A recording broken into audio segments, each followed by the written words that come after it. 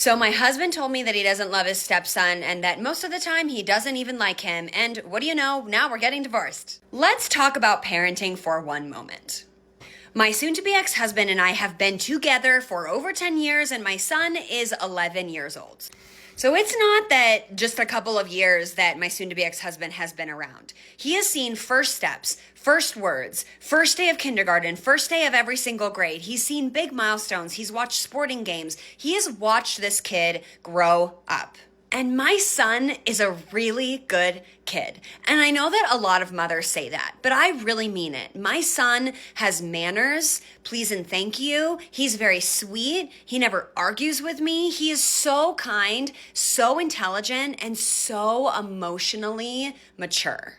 I will address people in the comments very briefly. I have some people that are saying, why would you marry someone when you knew they didn't love their kid? Oh my God, we didn't start there. Oh my gosh, we did not start there. I did not marry my husband knowing that he didn't love my son. This is a very recent issue. This is a conversation that we had on December 1st, our 10-year anniversary, when he told me that he really doesn't like my son and that he resents him for the fact that I put him first and that my son is priority to me above anything else. And you know what?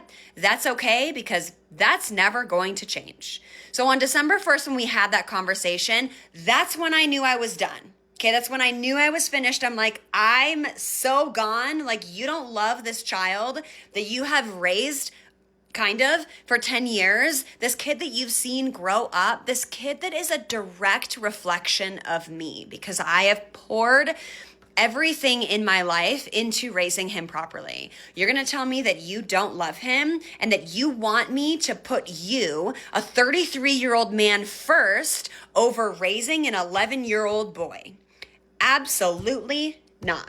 So on our 10-year anniversary, I told him, I said, yeah, I'm done. You need help. You need to go to therapy. And he said, okay, Taylor, let's go to therapy. Like, let's try to figure this out. And I said, great. Okay.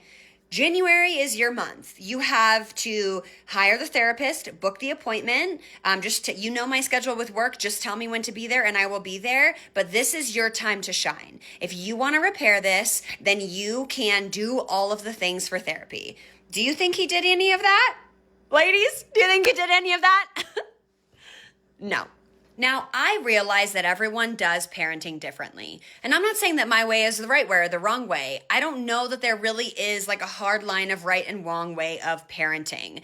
But my son is not my soon-to-be ex-husband's child. Now, if he were his child, that would be a different story. I would choose to put my husband first because it's a direct reflection of how a man and a wife should be, and it should be a good example. But because that's not the case, I am responsible for raising an 11-year-old boy to make sure that he turns out to be a decent human being. I'm responsible for giving him experiences. I'm responsible for taking care of him financially. I'm responsible for making sure that my child feels safe, secure, loved, and that he can come to me comfortably and talk to me about anything. That is my job. It is not my job to do that for a 33-year-old man. And contrary to popular belief, his happiness is not my responsibility. And anyone else, please listen.